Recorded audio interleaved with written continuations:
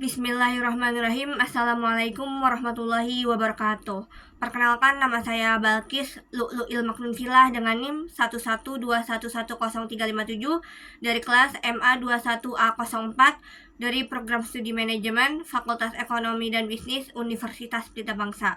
Di video kali ini, saya akan menjelaskan materi tentang globalisasi dan dampaknya dalam ruang lingkup ekonomi internasional untuk memenuhi tugas ujian akhir semester mata kuliah ekonomi internasional. Di sini saya akan menjelaskan apa itu globalisasi. Globalisasi atau integrasi internasional adalah proses integrasi dan interaksi bertahap di antara entitas, individu, dan negara yang berbeda di seluruh dunia. Globalisasi semakin cepat dalam 2 dekade terakhir karena kemajuan teknologi di bidang teknologi komunikasi dan transportasi. Nah, ini definisi globalisasi ekonomi dalam ruang lingkup ekonomi merupakan suatu kondisi yang dimana sekaligus terjadinya proses masuknya ilmu ekonomi ke dalam suatu negara. Ilmu ekonomi ini biasanya mencakup 3 hal, yaitu bagaimana cara melakukan produksi, distribusi, dan juga konsumsi. Dalam perkembangannya, globalisasi dapat mempengaruhi sistem ekonomi suatu negara dan kebijakan yang dibuat oleh pemerintahnya, termasuk kebijakan moneter dari negara tersebut. Di sini ada dampak positif dari globalisasi. Globalisasi telah membawa dampak positif dalam ekonomi internasional. Beberapa dampak utamanya sebagai berikut. Yang pertama, peningkatan perdagangan internasional. Globalisasi telah mempermudah perpindahan barang, jasa, modal, dan tenaga kerja di seluruh dunia. Hal ini mendorong peningkatan perdagangan internasional dan pembentukan blok-blok perdagangan regional seperti Uni Eropa, NAFTA, dan ASEAN. Yang kedua, pertumbuhan investasi asing langsung FDI. Perusahaan-perusahaan multinasional semakin banyak yang menanamkan modalnya di negara-negara lain, mencari pasar baru dan sumber daya yang lebih murah.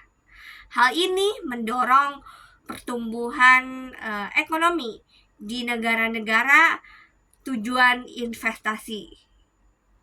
Yang ketiga, integrasi pasar keuangan global. Globalisasi telah memfasilitasi aliran modal dan investasi lintas negara yang mempermudah akses ke sumber pendanaan bagi perusahaan dan individu. Yang keempat, perpindahan teknologi dan pengetahuan. Globalisasi memungkinkan transfer teknologi dan pengetahuan dari negara maju ke negara berkembang yang dapat meningkatkan produktivitas dan pertumbuhan ekonomi. Yang kelima, peningkatan kompetisi. Globalisasi telah meningkatkan kompetisi di pasar global, mendorong perusahaan untuk lebih efisien dan inovatif dalam rangka mempertahankan keunggulan kompetitif. Yang keenam, spesialisasi produksi. Negara-negara cenderung berspesialisasi dalam produksi barang dan jasa, di mana mereka memiliki keunggulan komparatif yang meningkatkan efisiensi dan produktivitas ekonomi global.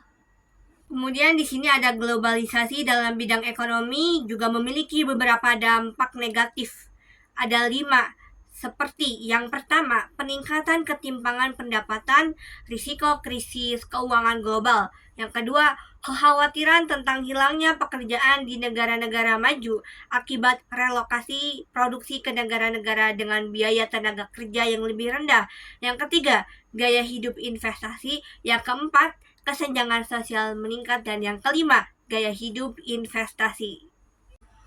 Selanjutnya di sini ada contoh dari globalisasi dan dampak terhadap ekonomi internasional.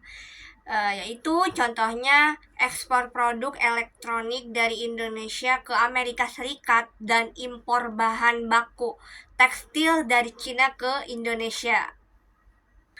Baik, mungkin itu saja yang dapat saya sampaikan terkait materi globalisasi dan dampaknya.